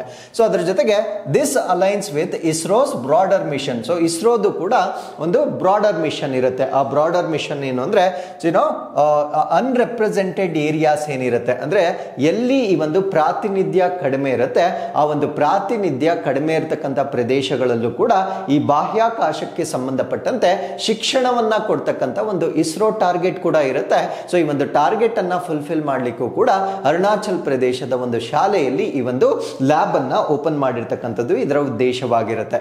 So with this let's get into question number 4. ಪ್ರಧಾನಮಂತ್ರಿ ವಿಕಸಿತ್ ಭಾರತ್ ರೋಜ್ಗಾರ್ ಯೋಜನೆ ಭಾಗ ಎ ಅಡಿಯಲ್ಲಿ ಬೆಂಬಲಕ್ಕೆ ಯಾರು ಅರ್ಹರು? ಅಂಡರ್ ಪ್ರಧಾನಮಂತ್ರಿ Viksit Bharat Rozgar Yojana part A, who is eligible for support? So ಪ್ರಧಾನಮಂತ್ರಿ ವಿಕಸಿತ್ ಭಾರತ್ ರೋಜ್ಗಾರ್ ಯೋಜನಾ ಪಾರ್ಟ್ ಎ ಅನ್ನ ಈಗ ಲಾಂಚ್ ಮಾಡ್ತಾ ಇದ್ದಾರೆ. ಸೊ ಈ ಒಂದು ಯೋಜನೆಯ ಫಲ ಅಥವಾ ಈ ಒಂದು ಯೋಜನೆಯ ಬೆನಿಫಿಟ್ ಅನ್ನ ನಾವು ಪಡಿಬೇಕಾಗಿದ್ರೆ ಅದರ ಪ್ರಾಥಮಿಕ ಅರ್ಹತೆ ಏನು ಅನ್ನೋದು ನಮ್ಮ ಪ್ರಶ್ನೆ ಆಗಿರುತ್ತೆ.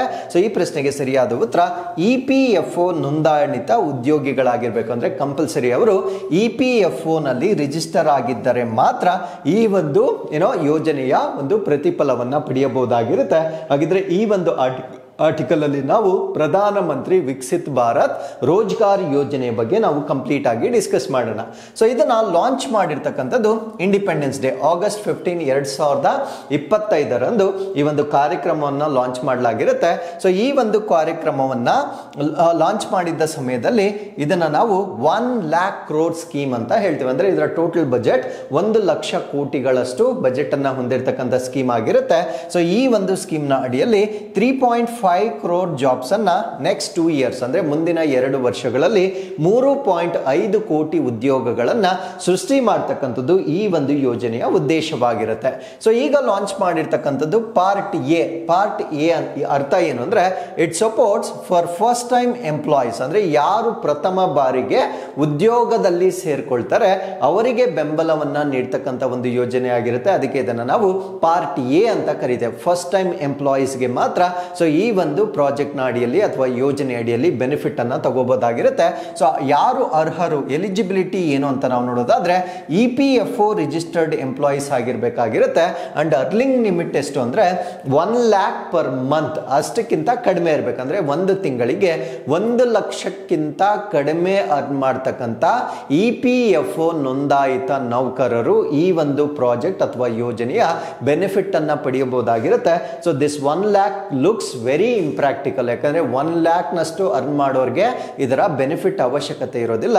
ಬಟ್ ಇದು ಏನನ್ನ ತೋರಿಸುತ್ತೆ ಅಂದ್ರೆ ಒಂದು ಬ್ರಾಡ್ ರೇಂಜ್ ಅನ್ನ ಇದರೊಳಗಡೆ ಇನ್ಕ್ಲೂಡ್ ಮಾಡುವ ಉದ್ದೇಶವನ್ನ ಸೊ ಈ ಒಂದು ಕಂಡೀಷನ್ ಅಲ್ಲಿ ನಾವು ನೋಡಬಹುದಾಗಿರುತ್ತೆ. ಹಾಗಿದ್ರೆ ಯಾವ ರೀತಿಯ ಪ್ರೋತ್ಸಾಹಧನ ಅಥವಾ ಇನ್ಸೆಂಟಿವ್ಸ್ ಅನ್ನ ಇಲ್ಲಿ ಕೊಡ್ತಾರೆ ಅಂದ್ರೆ 15,000 in 2 installments, ಅಂದ್ರೆ 2 ಕಂತುಗಳಲ್ಲಿ 15,000 ರೂಪಾಯಿಗಳನ್ನ ನೀಡಲಾಗುತ್ತೆ.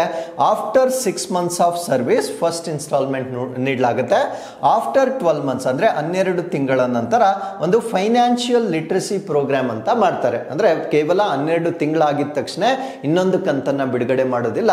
ಒಂದು ಆರ್ಥಿಕ ಸಾಕ್ಷರತಾ ಕಾರ್ಯಕ್ರಮ ಅಥವಾ ತರಬೇತಿಯನ್ನ ಯಾರು ಕಂಪ್ಲೀಟ್ ಮಾಡ್ತಾರೆ ಸೊ ಅವ್ರಿಗೆ 2ನೇ ಕಂತನ್ನ ರಿಲೀಸ್ ಮಾಡ್ತಕ್ಕಂಥದ್ದು ಈ ಕಾರ್ಯಕ್ರಮದ ಉದ್ದೇಶವಾಗಿರುತ್ತೆ. ಸೊ ಇದರಲ್ಲಿ ಪಾರ್ಟ್ ಬಿ ಅನ್ನ ಕೂಡ ನಾವು ನೋಡಬಹುದಾಗಿರುತ್ತೆ. ಪಾರ್ಟ್ ಬಿ ಅಲ್ಲಿ ಯಾರಿಗೆ ಸಪೋರ್ಟ್ ಮಾಡ್ತಾರೆ ಅಂದ್ರೆ ಎಂಪ್ಲಾಯರ್ಗೆ, ಅಂದ್ರೆ ಯಾರು ಉದ್ಯೋಗವನ್ನ ನೀಡ್ತಾರೆ ಅವರಿಗೂ ಕೂಡ ಇಲ್ಲಿ ಇನ್ಸೆಂಟಿವ್ ಅನ್ನ ನೀಡಲಾಗುತ್ತೆ. ಸೊ ಇಲ್ಲಿ ಎಲಿಜಿಬಿಲಿಟಿ ಏನು ಅಂದ್ರೆ employers hiring new salaried staff, ಅಂದ್ರೆ ಯಾರು ಹೊಸ ಒಂದು ಸಂಬಳವನ್ನ ಪಡಿತಕ್ಕಂತ ಒಂದು ಉದ್ಯೋಗಿಗಳನ್ನ ರೆಕ್ರೂಟ್ ಮಾಡ್ತಾರೆ. ನಾಟ್ ಎಕ್ಸ್ಪೀರಿಯನ್ಸ್ಡ್, ಅಂದ್ರೆ ಫಸ್ಟ್ ಟೈಮ್ ಎಂಪ್ಲಾಯೀಸ್ ಯಾರಿರ್ತಾರೆ ಅವರನ್ನ ನೇಮಿಸಿಕೊಳ್ತಕ್ಕಂತ ಒಂದು ಉದ್ಯೋಗಿಗಳಿಗೆ ಆ ಉದ್ಯೋಗ ನೀಡ್ತಕ್ಕಂತ ಉದ್ಯೋಗದಾತರಿಗೂ ಕೂಡ ಈ ಒಂದು ಯೋಜನೆ ಅಡಿಯಲ್ಲಿ ಪ್ರೋತ್ಸಾಹ ಧನವನ್ನ ನೀಡಲಾಗುತ್ತೆ. ಸೊ ಇಲ್ಲೂ ಕೂಡ ಕಂಡೀಷನ್ ಸೇಮ್, 1 ತಿಂಗಳಿಗೆ 1 ಲಕ್ಷಕ್ಕಿಂತ ಕಡಿಮೆ ಅರ್ನ್ ಮಾಡ್ತಕ್ಕಂಥ ಫಸ್ಟ್ ಟೈಮ್ ಎಂಪ್ಲಾಯೀಸ್ ಯಾರಿರ್ತಾರೆ ಅವ್ರಿಗೆ ಜಾಬ್ ಅನ್ನ ಕೊಡ್ತಕ್ಕಂಥ ಉದ್ಯೋಗದಾತರಿಗೂ ಕೂಡ ಈ ಒಂದು ಯೋಜನೆಯಲ್ಲಿ ಒಂದು ಇನ್ಸೆಂಟಿವ್ಸ್ ಅಥವಾ ಪ್ರೋತ್ಸಾಹ ಧನವನ್ನ ನೀಡಲಾಗುತ್ತೆ. ಹಾಗಿದ್ರೆ ಉದ್ಯೋಗವನ್ನ ನೀಡ್ತಕ್ಕಂಥವ್ರಿಗೆ ಕೊಡ್ತಕ್ಕಂಥ ಇನ್ಸೆಂಟಿವ್ಸ್ ಎಷ್ಟು ಅಂತ ನಾವು ನೋಡೋದಾದ್ರೆ 3,000 per month per new employee for 2 years, ಅಂದ್ರೆ 2 ವರ್ಷಗಳವರೆಗೆ ಒಂದು ಹೊಸ ಉದ್ಯೋಗಿಗೆ 3,000 per month, ಅಂದ್ರೆ 1 ತಿಂಗಳಿಗೆ 3,000 ರೂಪಾಯಿಯನ್ನ, ಅಂದ್ರೆ ಫಾರ್ ಎಕ್ಸಾಂಪಲ್ ನಾನೇನಾದ್ರೂ ಒಬ್ಬರಿಗೆ ಜಾಬ್ ಅನ್ನ ಕೊಟ್ಟಿದ್ರೆ ಅವರು ಫಸ್ಟ್ ಟೈಮ್ ಎಂಪ್ಲಾಯಿ ಆಗಿರ್ಬೇಕಾಗಿರುತ್ತೆ. ಜಾಬ್ ಅನ್ನ ಕೊಟ್ಟಿದ್ದ ಕಾರಣಕ್ಕಾಗಿ ನನಗೆ ತಿಂಗಳಿಗೆ 3,000 ರೂಪಾಯಿಯನ್ನ 2 ವರ್ಷಗಳವರೆಗೆ ಇನ್ಸೆಂಟಿವ್ ಅಥವಾ ಪ್ರೋತ್ಸಾಹ ಧನವಾಗಿ ನೀಡಲಾಗುತ್ತೆ. ಸೊ ಈ ಮ್ಯಾನುಫ್ಯಾಕ್ಚರಿಂಗ್ ಸೆಕ್ಟರ್ ಬಂದಾಗ, ಅಂದ್ರೆ ಉತ್ಪಾದನೆ ವಲಯ ಬಂದಾಗ ಈ ಒಂದು ಟೆನ್ಯೂರ್ ಅನ್ನ 3ರಿಂದ 4 ವರ್ಷದವರೆಗೆ ಕೂಡ ಇನ್ಕ್ರೀಸ್ ಮಾಡಿರ್ತಾರೆ. ಅಂದ್ರೆ ಬೇರೆ ಸರ್ವಿಸ್ ಸೆಕ್ಟರ್ ಬಂದಾಗ ಬೇರೆಲ್ಲ ವಲಯಗಳಿಗೆ 2 ವರ್ಷಗಳವರೆಗೆ ಉದ್ಯೋಗವನ್ನ ನೀಡ್ತಕ್ಕಂಥವ್ರಿಗೆ ಪ್ರೋತ್ಸಾಹ ಧನವನ್ನ ಕೊಡ್ತಾರೆ. ಬಟ್ ಉತ್ಪಾದನಾ ಕ್ಷೇತ್ರ ಬಂದಾಗ 3ರಿಂದ 4 ವರ್ಷದವರೆಗೆ 3ನೇ ಮತ್ತು 4ನೇ ವರ್ಷದವರೆಗೆ ಈ ಒಂದು ಬೆನಿಫಿಟ್ ಅನ್ನ ಎಕ್ಸ್ಟೆಂಡ್ ಮಾಡ್ತಕ್ಕಂಥ ಒಂದು ಪ್ರಾವಿಷನ್ ಅನ್ನ ಕೂಡ ನಾವಿಲ್ಲಿ ಗಮನಿಸಬಹುದಾಗಿರುತ್ತೆ. ನಾವು ವಾಟ್ ಆರ್ ದಿ ಕಂಡೀಷನ್ಸ್, ಷರತ್ತುಗಳು ಏನು ಅಂತ ನಾವಿಲ್ಲಿ ನೋಡೋದಾದ್ರೆ, ಸ್ಮಾಲ್ ಫರ್ಮ್ ಅಂದ್ರೆ ಯಾವ್ದಾದ್ರೂ ಒಂದು ಚಿಕ್ಕದಾಗಿರ್ತಕ್ಕಂಥ ಒಂದು ಘಟಕ, ಚಿಕ್ಕದು ಅಂದ್ರೆ 50 ಎಂಪ್ಲಾಯೀಸ್ ಗಿಂತ ಕಡಿಮೆ ಇದ್ರೆ, 50 ಉದ್ಯೋಗಿಗಳಿಗಿಂತ ಕಡಿಮೆ ಇದ್ದರೆ must hire at least 2 new workers. ಅಂದ್ರೆ ಆ ಒಂದು ಕಂಪನಿ ಏನಿರುತ್ತೆ ಅಂದ್ರೆ 50 ಉದ್ಯೋಗಿಗಳಿಗಿಂತ ಕಡಿಮೆ ಇರತಕ್ಕಂಥ ಕಂಪನಿಯನ್ನ ನಾವು ಸಣ್ಣ ಸಂಸ್ಥೆಗಳು ಅಂತ ಹೇಳ್ತೇವೆ. ಸೊ ಅವರು ಕನಿಷ್ಠ 2 ಹೊಸ ಕಾರ್ಮಿಕರನ್ನ ನೇಮಿಸಿಕೊಳ್ತಕ್ಕಂಥದ್ದು ಕಡ್ಡಾಯವಾಗಿರುತ್ತೆ. ಅಂಡ್ ಲಾರ್ಜರ್ ಫಾರ್ಮ್ಸ್ ಬಂದಾಗ ಅಂದ್ರೆ ದೊಡ್ಡದಾಗಿರ್ತಕ್ಕಂಥ ಒಂದು ಸಂಸ್ಥೆಗಳು ಬಂದಾಗ ಕನಿಷ್ಠ 5 ಜನ ಹೊಸ ಉದ್ಯೋಗಿಗಳನ್ನ ಅವರು ಹೈರ್ ಮಾಡಬೇಕಾಗಿರುತ್ತೆ. ಸೊ ಎಕ್ಸ್ಪೆಕ್ಟೆಡ್ ಇಂಪ್ಯಾಕ್ಟ್ ಅಂದ್ರೆ ಇದರಿಂದ ಆಗಬಹುದಾಗಿರ್ತಕ್ಕಂಥ ಪರಿಣಾಮ ಏನು ಅಂದ್ರೆ 2.6 ಕೋಟಿ ಹೊಸ ಉದ್ಯೋಗಗಳು ಸೃಷ್ಟಿ ಆಗ್ತಕ್ಕಂಥದ್ದನ್ನ ನಾವು ಇದರ ಇಂಪ್ಯಾಕ್ಟ್ ಆಗಿ ಗಮನಿಸಬಹುದಾಗಿರುತ್ತೆ. ಹಾಗಿದ್ರೆ what is the strategic vision, ಯಾವ ಕಾರಣಕ್ಕಾಗಿ ಇದನ್ನ ಮಾಡ್ತಾ ಇದ್ದಾರೆ ಅಂತ ನಾವು ನೋಡೋದಾದ್ರೆ, ಸೊ ನಮ್ಮ ಭಾರತ ದೇಶದಲ್ಲಿ 2047ರ ವೇಳೆಗೆ ವಿಕಸಿತ್ ಭಾರತ್ ಅಥವಾ ಡೆವಲಪ್ಡ್ ಕಂಟ್ರಿ ಆಗಿ ನಾವೇನು ನೋಡ್ಬೇಕಂತ ಒಂದು ಕನಸನ್ನ ಕಾಣ್ತಾ ಇದ್ದೇವೆ. ಸೊ ಅದನ್ನ ಫುಲ್ಫಿಲ್ ಮಾಡುವ ಉದ್ದೇಶದಿಂದ ಸೊ ಈ ಒಂದು ಕಾರ್ಯಕ್ರಮವನ್ನ ಈಗ ಲಾಂಚ್ ಮಾಡಲಾಗಿರುತ್ತೆ. So with this let's get into question number 5. So ವಿಶ್ವದ ಅತ್ಯಂತ ಸಕ್ರಿಯ ಜ್ವಾಲಾಮುಖಿ, ಸಕ್ರಿಯ ಜ್ವಾಲಾಮುಖಿ, ಸಕ್ರಿಯವಾದ ಜಲಾಂತರ್ಗಾಮಿ ಅಂದ್ರೆ ನೀರೊಳಗಡೆ, ಸೊ ನೀರೊಳಗಡೆ ಇರ್ತಕ್ಕಂಥ ಸಕ್ರಿಯವಾಗಿರ್ತಕ್ಕಂಥ ಜ್ವಾಲಾಮುಖಿ, ನಾನು ಮಾತಾಡ್ತಾ ಇರ್ತಕ್ಕಂಥದ್ದು ಅಂಡರ್ ವಾಟರ್. ಸೊ ವಿಶ್ವದ ಅತ್ಯಂತ ಸಕ್ರಿಯ ನೀರೊಳಗಿನ ಜ್ವಾಲಾಮುಖಿಯಾದ ಆಕ್ಸಿಯಲ್ ಸೀಮೌಂಟ್ ಯಾವ US ರಾಜ್ಯದ ಕರಾವಳಿ ಪ್ರದೇಶದಲ್ಲಿದೆ? ಆಕ್ಸಿಯಲ್ ಸೀಮೌಂಟ್ ಇದನ್ನ ನಾವು world's most active submarine volcano ಅಂತ ಹೇಳ್ತೇವೆ. Is located off the coast of which US state? ಈ ಪ್ರಶ್ನೆಗೆ ಸರಿಯಾದ ಉತ್ತರ ಇದು ಒರೆಗಾನ್ ರಾಜ್ಯದ ತೀರ ಪ್ರದೇಶದಲ್ಲಿ ನಾವು ನೋಡಬಹುದಾಗಿರುತ್ತೆ. ಸೊ ಇದು ಪ್ರಪಂಚದಲ್ಲಿಯೇ ನೀರೊಳಗಡೆ ಇರತಕ್ಕಂಥ ಜ್ವಾಲಾಮುಖಿಗಳಲ್ಲಿ ಅತ್ಯಂತ ದೊಡ್ಡದಾಗಿರ್ತಕ್ಕಂಥ ಜ್ವಾಲಾಮುಖಿ ಆಗಿರುತ್ತೆ. ಸೊ ಇದು for example you can see the map of USA the map ಅನ್ನ ನಾವಿಲ್ಲಿ ನೋಡಬಹುದಾಗಿರುತ್ತೆ. ಸೊ ಈ ಒಂದು ಮ್ಯಾಪ್ ನ ಈ ಭಾಗದಲ್ಲಿ ಒರೆಗಾನ್ ಸ್ಟೇಟ್ ಅಂತ ಬರುತ್ತೆ. ಸೊ ಈ ಒರೆಗಾನ್ ಸ್ಟೇಟ್ ನ ಭಾಗದಲ್ಲಿ ಈ ಜ್ವಾಲಾಮುಖಿ ಈಗ ಸ್ಫೋಟಗೊಳ್ತಕ್ಕಂಥ ಒಂದು ಸೂಚನೆಗಳು ಬಂದಿರುವ ಕಾರಣದಿಂದ ಸೊ ಇದು ಸುದ್ದಿಯಲ್ಲಿರ್ತಕ್ಕಂಥ ವಿಷಯವಾಗಿರುತ್ತೆ. ಸೊ ನಮ್ಗೆ ಗೊತ್ತು US ನ ಕ್ಯಾಪಿಟಲ್ ಸಿಟಿಯನ್ನ ನಾವು ವಾಷಿಂಗ್ಟನ್ DC ಅಂತ ಹೇಳ್ತೇವೆ. ಸೊ ಈ ಕಡೆ ನಾವು ಕೆನಡಾವನ್ನ ನೋಡಬಹುದಾಗಿರುತ್ತೆ. ಸೊ ಈ ಕಡೆ ನಾವು ಮೆಕ್ಸಿಕೋವನ್ನ ನೋಡಬಹುದಾಗಿರುತ್ತೆ. ಸೊ ಇಲ್ಲಿ US ಮತ್ತೆ ಮೆಕ್ಸಿಕೋ ನಡುವೆ ಇಲ್ಲಿ ಗಲ್ಫ್ ಆಫ್ ಮೆಕ್ಸಿಕೋ ಅಂತ ನಾವು ಕಾಣಬಹುದಾಗಿರುತ್ತೆ. ಸೊ ವೆರಿ ರೀಸೆಂಟ್ಲಿ, ಬಹಳ ಇತ್ತೀಚೆಗೆ ಅಮೆರಿಕಾದವರು ಈ ಗಲ್ಫ್ ಆಫ್ ಮೆಕ್ಸಿಕೋಗೆ ಒಂದು ಹೊಸ ನಾಮಕರಣವನ್ನ ಮಾಡಿರ್ತಾರೆ. Though it is not globally recognised, ಅಂದ್ರೆ ಜಾಗತಿಕವಾಗಿ ಅದಕ್ಕೆ ಮನ್ನಣೆ ಕೊಡದಿದ್ದರೂ ಕೂಡ ಸೊ ಏನಂತ ಮರುನಾಮಕರಣ ಮಾಡಿದ್ರು, ಸೊ ನಿಮಗೆ ಗೊತ್ತಿದ್ರೆ ಅದನ್ನ ನಮಗೆ ಕಮೆಂಟ್ಸ್ ಅಲ್ಲಿ ತಿಳಿಸಬಹುದಾಗಿರುತ್ತೆ. ಸೊ ಈಗ ನಾವು ಈ ಒಂದು ವಾಲ್ಕನೋಗೆ ಸಂಬಂಧಪಟ್ಟಂತೆ ಹೆಚ್ಚಿನ ಮಾಹಿತಿಯನ್ನ ಡಿಸ್ಕಸ್ ಮಾಡೋಣ. ಫಾರ್ ಎಕ್ಸಾಂಪಲ್ ಇಲ್ಲಿ ಈ ಕಡೆ ನಾವು USA ಅನ್ನ ನೋಡಬಹುದಾಗಿರುತ್ತೆ. ಸೊ USA ಇರ್ತಕ್ಕಂಥ ಒಂದು ಪ್ಲೇಟ್ ಅನ್ನ ನಾವು ನಾರ್ತ್ ಅಮೆರಿಕನ್ ಪ್ಲೇಟ್ ಅಂತ ಹೇಳ್ತೇವೆ. ಸೊ ಅದಾದ್ಮೇಲೆ ನಾರ್ತ್ ಅಮೆರಿಕನ್ ಪ್ಲೇಟ್ ಈ ಕಡೆ ಇರ್ತಕ್ಕಂಥದ್ದನ್ನ ನಾವು ಪೆಸಿಫಿಕ್ ಪ್ಲೇಟ್ ಅಂತ ಹೇಳ್ತೇವೆ. ಈ ಪೆಸಿಫಿಕ್ ಪ್ಲೇಟ್ ಅಂತಕ್ಕಂಥದ್ದು ನಾರ್ತ್ ಅಮೆರಿಕನ್ ಪ್ಲೇಟ್ ಒಳಗಡೆ ಸಬ್ಡಕ್ಟ್ ಆಗ್ತಾ ಇರುತ್ತೆ. ಅಂದ್ರೆ ನಾರ್ತ್ ಅಮೆರಿಕನ್ ಪ್ಲೇಟ್ ನ ಕೆಳಗಡೆಗೆ ಈ ಒಂದು ಪೆಸಿಫಿಕ್ ಪ್ಲೇಟ್ ಹೋಗ್ತಾ ಇರುತ್ತೆ. ಸೊ ಅದಾದ್ಮೇಲೆ ಇಲ್ಲಿ ಇನ್ನೊಂದು ಸ್ಮಾಲ್ ಪ್ಲೇಟ್ ಇರುತ್ತೆ. ಇದನ್ನ ನಾವು ಜುವಾನ್ ಡಿ ಫ್ಯೂಕಾ ಪ್ಲೇಟ್ ಅಂತ ಹೇಳ್ತೇವೆ. ಸೊ ಈ ಒಂದು ಜುವಾನ್ ಡಿ ಫ್ಯೂಕಾ ಪ್ಲೇಟ್ ಇದನ್ನ ಮೈನರ್ ಪ್ಲೇಟ್ ಅಂತ ಕರಿತೇವೆ. ಅಂದ್ರೆ it's not a major plate, ಇದೊಂದು ಮೈನರ್ ಪ್ಲೇಟ್ ಆಗಿರುತ್ತೆ. ಬಟ್ ಪೆಸಿಫಿಕ್ ಪ್ಲೇಟ್ ಅಂತಕ್ಕಂಥದ್ದು ಮೇಜರ್ ಪ್ಲೇಟ್ ಆಗಿರುತ್ತೆ, ಅಂದ್ರೆ ಒಂದು ಪ್ರಮುಖವಾಗಿರ್ತಕ್ಕಂಥ ಫಲಕವಾಗಿರುತ್ತೆ. ಈ ಪೆಸಿಫಿಕ್ ಪ್ಲೇಟ್ ಅಂತಕ್ಕಂಥದ್ದು ಈ ಒಂದು ಜುನಾ ದಿ ಫ್ಯೂಕಾ ಪ್ಲೇಟ್ ಏನಿರುತ್ತೆ, ಸೊ ಇವೆರಡು ಮೀಟ್ ಆಗುತ್ತೆ. ಸೊ ಇವಾಗ ಈ ಒಂದು ಪ್ಲೇಟ್ಗಳು ಮೀಟ್ ಆಗುತ್ತೆ, ಅಲ್ಲಿ ಸಾಮಾನ್ಯವಾಗಿ ಒಂದು ವಾಲ್ಕೆನೋಸ್ಗಳು ಅಥವಾ ಭೂಕಂಪಗಳಾಗ್ತಕ್ಕಂಥದ್ದು ಸರ್ವೇ ಸಾಮಾನ್ಯವಾಗಿರುತ್ತೆ. ಸೊ ನಾನಿವತ್ತು ಡಿಸ್ಕಸ್ ಮಾಡ್ತಾ ಇರ್ತಕ್ಕಂಥ ಈ ಒಂದು ಆಕ್ಸಿಯಲ್ ವಾಲ್ಕೆನೋ ಏನಿದೆ, ಇದು ಯಾವ ರಿಡ್ಜ್ ಅಲ್ಲಿ ಬರುತ್ತೆ ಅಂತ ನಮಗೆ ಪ್ರಶ್ನೆ ಕೇಳಿದಾಗ ಜುವಾನ್ ಡಿ ಫ್ಯೂಕಾ ರಿಡ್ಜ್ ನಲ್ಲಿ ಬರ್ತಕ್ಕಂಥದ್ದು. ರಿಡ್ಜ್ ಅಂದ್ರೆ ಯಾವಾಗ ಎರಡು ಪ್ಲೇಟ್ಗಳು ಮೀಟ್ ಆಗುತ್ತೆ ಅಲ್ಲಿ ಬೆಟ್ಟಗಳು ಫಾರ್ಮೇಶನ್ ಆಗುತ್ತೆ, ಅದನ್ನ ನಾವು ರಿಡ್ಜ್ ಅಂತ ಕರಿತೇವೆ. ಬಟ್ ನಾನು ಎಕ್ಸ್ಪ್ಲೇನ್ ಮಾಡಿರ್ತಕ್ಕಂಥ ಈ ಎಲ್ಲಾ ಜಿಯೋಗ್ರಫಿಕಲ್ ಫೀಚರ್ಸ್ ಏನಿರ್ತವೆ, they are present inside the water, ನೀರಿನ ಒಳಗಡೆ ಇರ್ತಕ್ಕಂಥ ರಚನೆಗಳು ಘಟನೆಗಳಾಗಿರುತ್ತೆ. ಸೊ ಅದಕ್ಕೆ ಇದನ್ನ ನಾವು ಅಂಡರ್ ವಾಟರ್ ಅಥವಾ ನೀರಿನ ಒಳಗಡೆ ಇರ್ತಕ್ಕಂಥ ಪ್ರಪಂಚದ ಅತಿ ದೊಡ್ಡದಾಗಿರ್ತಕ್ಕಂಥ ಒಂದು ಜ್ವಾಲಾಮುಖಿ ಇದಾಗಿರುತ್ತೆ. ಸೊ ಇದು ಈಗ ಸ್ಫೋಟಗೊಳ್ತಕ್ಕಂಥ ಒಂದು ಸಾಧ್ಯತೆಯನ್ನ ನಾವು ನೋಡಬಹುದಾಗಿರುತ್ತೆ. ಸೊ ಇದನ್ನ ನಾವು ಆಕ್ಸಿಯಲ್ ಸೀಮೌಂಟ್ ಅಂತ ಹೇಳ್ತೇವೆ. It is the world's most active submarine volcano ಆಗಿರುತ್ತೆ. ಅಂದ್ರೆ ವಿಶ್ವದ ಅತ್ಯಂತ ಸಕ್ರಿಯವಾಗಿರ್ತಕ್ಕಂಥ ನೀರು ಒಳಗಡೆ ಇರತಕ್ಕಂಥ ಒಂದು ಜ್ವಾಲಾಮುಖಿ ಆಗಿರುತ್ತೆ. ಸೊ ಇದು 480 kilometres off the Oregon coast. So Oregon coast ನ ತೀರ ಪ್ರದೇಶದಿಂದ 480 ಕಿಲೋಮೀಟರ್ ದೂರದಲ್ಲಿ ಇದು ಲೊಕೇಟ್ ಆಗಿರುತ್ತೆ. ಸೊ ಇದು 2025ರಲ್ಲಿ ಇದು ಎರಪ್ಷನ್ ಆಗ್ತಕ್ಕಂಥ ಒಂದು ಸಾಧ್ಯತೆಯನ್ನ ನಾವು ನೋಡಬಹುದಾಗಿರುತ್ತೆ. ಸೊ ಇದರ ಲೊಕೇಶನ್ ಅನ್ನ ನಾವು ನೋಡೋದಾದ್ರೆ Juan de Fuca ridge tectonic plate boundary in the north eastern Pacific ocean. ಅಂದ್ರೆ ಈ ಒಂದು ಈಶಾನ್ಯ ಪೆಸಿಫಿಕ್ ಮಹಾಸಾಗರದ ಟೆಕ್ಟಾನಿಕ್ ಪ್ಲೇಟ್ ಗಡಿಯಲ್ಲಿ ಇರ್ತಕ್ಕಂಥ ಜುವಾನ್ ಡಿ ಫ್ಯೂಕಾ ರಿಡ್ಜ್ ನಲ್ಲಿ ಸೊ ಈ ಒಂದು ವಾಲ್ಕೆನೋವನ್ನ ನಾವು ನೋಡಬಹುದಾಗಿರುತ್ತೆ. ಸೊ ಇದರ ಡೆಪ್ತ್ ಅಥವಾ ಆಳವನ್ನ ನಾವು ನೋಡೋದಾದ್ರೆ 1400 metres below the sea level. ಅಂದ್ರೆ ಸಮುದ್ರ ಮಟ್ಟದಿಂದ 1400 ಮೀಟರ್ಗಳಷ್ಟು ಕೆಳಗಡೆ ಇರತಕ್ಕಂಥ ಒಂದು ಜ್ವಾಲಾಮುಖಿ ಆಗಿರುತ್ತೆ. ಸೊ ರೀಸೆಂಟ್ ಆಕ್ಟಿವಿಟಿಯನ್ನ ನಾವು ನೋಡೋದಾದ್ರೆ ಓವರ್ 1000 ಮೈಕ್ರೋ ಅರ್ಥ್ಕ್ವೇಕ್ಸ್ ಡಿಟೆಕ್ಟೆಡ್. 1000ಕ್ಕೂ ಹೆಚ್ಚು ಸಣ್ಣ ಅಥವಾ ಸೂಕ್ಷ್ಮ ಭೂಕಂಪಗಳು ಸಂಭವಿಸಿರ್ತಕ್ಕಂಥ ಒಂದು ಪ್ರದೇಶ ಇದಾಗಿರುತ್ತೆ.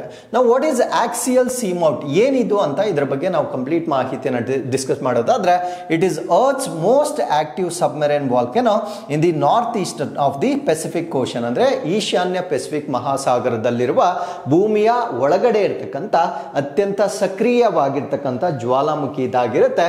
ಸೊ ಇದರ ಕೋಆರ್ಡಿನೇಟ್ಸ್ ಅನ್ನ ನಾವು ನೋಡೋದಾದ್ರೆ 46 ಡಿಗ್ರಿ ನಾರ್ತ್ ಮತ್ತೆ 130 ಡಿಗ್ರಿ ವೆಸ್ಟ್ ಅಲ್ಲಿ ಇದು ಎಕ್ಸಾಕ್ಟ್ ಆಗಿ ಲೊಕೇಟ್ ಆಗಿರುತ್ತೆ.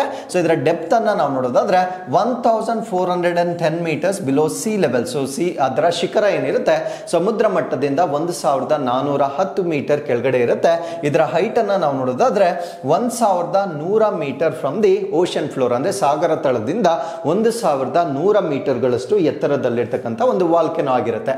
ಸೊ ಇದರ ಸ್ಥಳ ಎಕ್ಸಾಕ್ಟ್ ಲೊಕೇಶನ್ ಅನ್ನ ನಾವು ನೋಡೋದಾದ್ರೆ ಜುವಾನ್ ಡಿ ಫ್ಯೂಕಾ ರಿಡ್ಜ್ ಅಂತ ಹೇಳ್ತೇವೆ. ಸೊ ಇದನ್ನ ನಾನು ಆಲ್ರೆಡಿ ಮ್ಯಾಪ್ ಅಲ್ಲಿ ತೋರಿಸಿದ್ದೆ. Where Pacific plate meets the Juan de Fuca plate. So Juan de Fuca plate ಅನ್ನೋದು ಮೈನರ್ ಪ್ಲೇಟ್ ಆಗಿರುತ್ತೆ. ಈ ಮೈನರ್ ಪ್ಲೇಟ್ ಅನ್ನ ಪೆಸಿಫಿಕ್ ಪ್ಲೇಟ್ ಮೇಜರ್ ಪ್ಲೇಟ್ ಎರಡು ಮೀಟ್ ಆಗ್ತಕ್ಕಂಥ ಸ್ಥಳದಲ್ಲಿ ಒಂದು ರಿಡ್ಜ್ ಫಾರ್ಮೇಶನ್ ಆಗಿರುತ್ತೆ. ಆ ರಿಡ್ಜ್ ನ ಭಾಗದಲ್ಲಿ ಈ ಒಂದು ವಾಲ್ಕೆನೋವನ್ನ ನಾವು ನೋಡಬಹುದಾಗಿರುತ್ತೆ.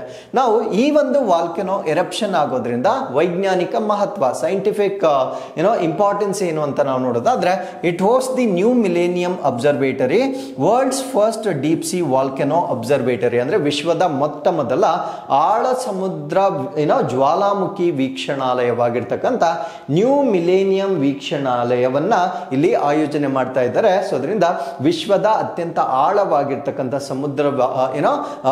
ಸಮುದ್ರ ಜ್ವಾಲಾಮುಖಿ ವೀಕ್ಷಣಾಲಯವಾಗಿರ್ತಕ್ಕಂಥ ನ್ಯೂ ಮಿಲೇನಿಯಂ ವೀಕ್ಷಣಾಲಯವನ್ನ ಸೊ ಈ ಒಂದು ಇನ್ಸಿಡೆಂಟ್ ನ ಜೊತೆಗೆ ನಾವು ಆಯೋಜನೆಯನ್ನ ಮಾಡಲಾಗ್ತಾ ಇದೆ. ಸೊ ಇದರಿಂದ part of ocean observatory initiative. ಅಂದ್ರೆ ಈ ಒಂದು ಪ್ರೀವಿಯಸ್ಲಿ ನಾವು ಡಿಸ್ಕಸ್ ಮಾಡಿರ್ತಕ್ಕಂಥ ಈ ಒಂದು ವೀಕ್ಷಣಾಲಯ ಏನಿದೆ ಇದು ಸಾಗರ ವೀಕ್ಷಣಾಲಯದ ಉಪಕ್ರಮದ ಒಂದು ಭಾಗವಾಗಿರುತ್ತೆ. ಸೊ ಈ ಒಂದು ಉಪಕ್ರಮದ ಅಡಿಯಲ್ಲಿ ನಾವು ಅಂಡರ್ ಸಿ ಸಮುದ್ರದ ಒಳಗಡೆ ಯಾವ ರೀತಿಯ ಒಂದು ಬದಲಾವಣೆಗಳಾಗುತ್ತೆ ಅದರ ಡೇಟಾವನ್ನ ನೈಜ ಸಮಯದಲ್ಲಿ ಪತ್ತೆ ಮಾಡಬಹುದಾಗಿರ್ತಕ್ಕಂಥ ಒಂದು ಇನಿಷಿಯೇಟಿವ್ ಆಗಿರುತ್ತೆ.